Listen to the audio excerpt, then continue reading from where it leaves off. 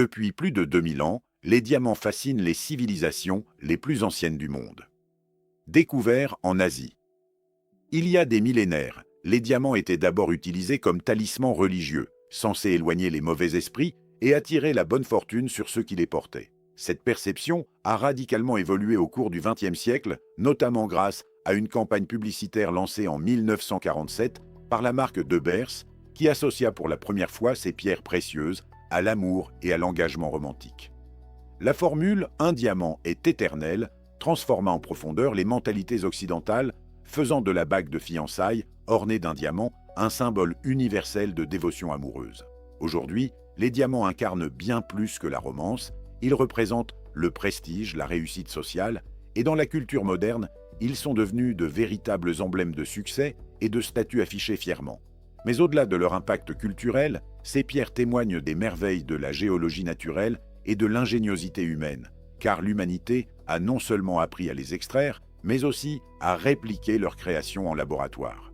Le carbone, ce même matériau que l'on trouve dans la mine d'un simple crayon, constitue le composant fondamental de tous les diamants qui existent sur Terre. La transformation du carbone en diamant se produit à environ 160 km sous la surface terrestre, là où les températures atteignent 1300 degrés Celsius et où la pression oscille entre 45 et 60 kbar. Pendant des millions d'années, cette chaleur et cette pression continue forcent les atomes de carbone à s'organiser dans une nouvelle configuration extrêmement compacte appelée structure en réseau cristallin. Au sein de cette structure, les atomes de carbone sont verrouillés dans une configuration tétraédrique parfaitement symétrique, formant ce que l'on reconnaît aujourd'hui comme un diamant brut. Fait remarquable, certains diamants acquièrent leurs couleurs uniques grâce à des éléments chimiques piégés dans leur réseau cristallin pendant leur croissance. L'azote, par exemple, est responsable des teintes jaunes caractéristiques, tandis que le bore et l'hydrogène peuvent créer un spectre de nuances allant du rose au bleu, voire au vert. Ces impuretés, loin de diminuer la valeur d'une pierre, ajoutent une touche unique qui rend chaque gemme véritablement irremplaçable et impossible à reproduire à l'identique.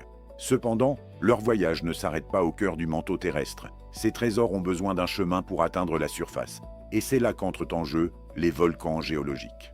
Ces gigantesques formations naturelles, même longtemps après que leurs éruptions se soient tues, laissent derrière elles des conduits verticaux appelés pipes de Kimberlite, qui agissent comme de véritables ascenseurs naturels, transportant les gemmes vers la surface. Le mot Kimberlite tire son nom de la ville de Kimberley, en Afrique du Sud, où ce type de roche a été identifié pour la première fois en 1869, bien qu'on le retrouve désormais partout sur la planète. Ces pipes de Kimberlite sont spécifiquement formées par des éruptions volcaniques anciennes et très profondes, bien plus violentes et profondes que les volcans que l'on connaît aujourd'hui, et la dernière éruption de ce type remonte à environ 30 millions d'années. L'extraction minière de la Kimberlite est une opération colossale, dans laquelle la terre est excavée à l'aide de machines lourdes créant d'immenses fosses à ciel ouvert pouvant atteindre des centaines de mètres de profondeur.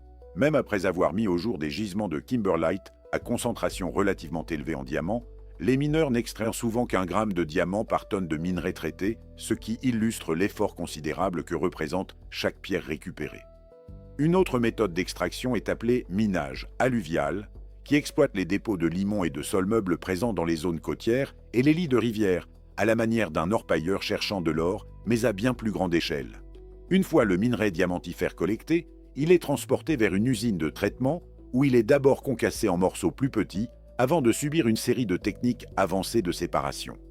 La première de ces techniques est la séparation par milieu dense, qui utilise une solution de particules de ferrosilicium mélangées à de l'eau, dont la densité est ajustée pour être légèrement supérieure à celle des diamants, permettant ainsi aux diamants moins denses de flotter à la surface.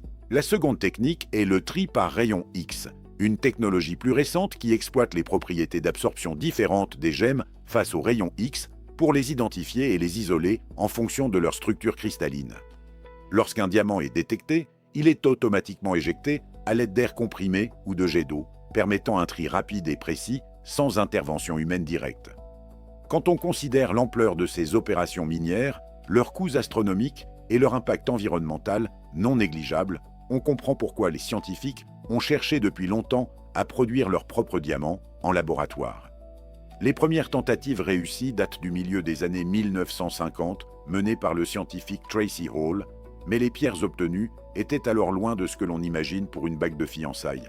Ce n'est qu'en 1971 que les scientifiques de General Electric parvinrent à produire de manière consistante des pierres de qualité gemme en laboratoire, ouvrant une nouvelle ère dans l'industrie du diamant. Bien que créés en laboratoire, ces diamants souvent appelés synthétiques possèdent exactement les mêmes propriétés que leurs homologues naturels et sont donc indiscernables à l'œil nu. Une fois le diamant brut obtenu, des traitements post-croissance comme l'irradiation ou le recuit peuvent être utilisés pour modifier sa couleur et optimiser ses propriétés optiques. Vient ensuite l'étape cruciale de la taille et du polissage. Car les diamants sont célèbres pour leur réflexion interne totale, ce phénomène optique par lequel la lumière se réfléchit à l'intérieur de la pierre pour créer cet éclat caractéristique.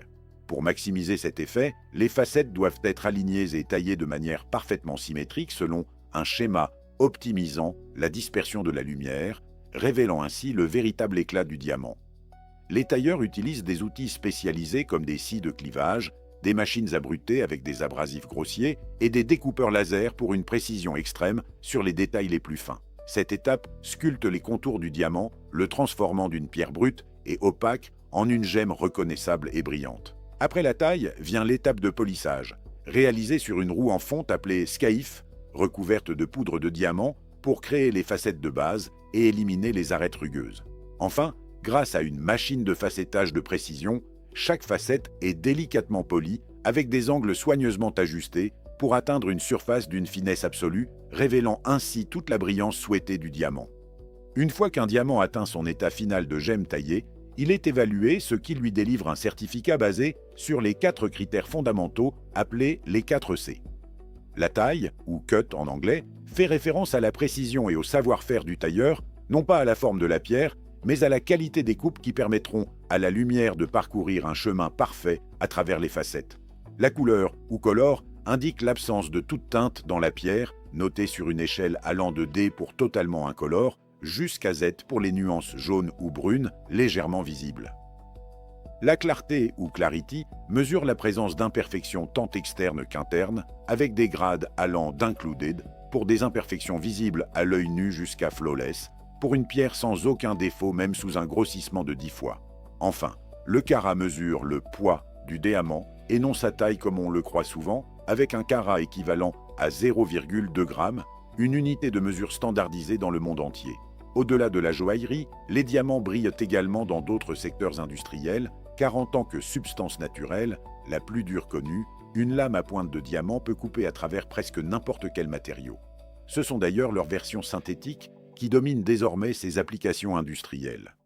En comparaison, les diamants synthétiques et naturels, bien qu'identiques sur le plan structurel, présentent des différences clés qui orientent le choix des acheteurs selon leur valeur et leur budget. Les synthétiques présentent généralement moins d'imperfections et un prix plus abordable, tout en évitant les aspects controversés des mines traditionnelles. Si cette plongée au cœur des diamants vous a captivé autant qu'elle nous a passionnés à la créer, alors abonnez-vous à la chaîne Codex Curieux et activez la cloche pour ne manquer aucune de nos prochaines explorations. Chaque notification sera une nouvelle porte ouverte sur un monde fascinant, et votre soutien est le carburant qui nous permet de continuer à vous offrir du contenu.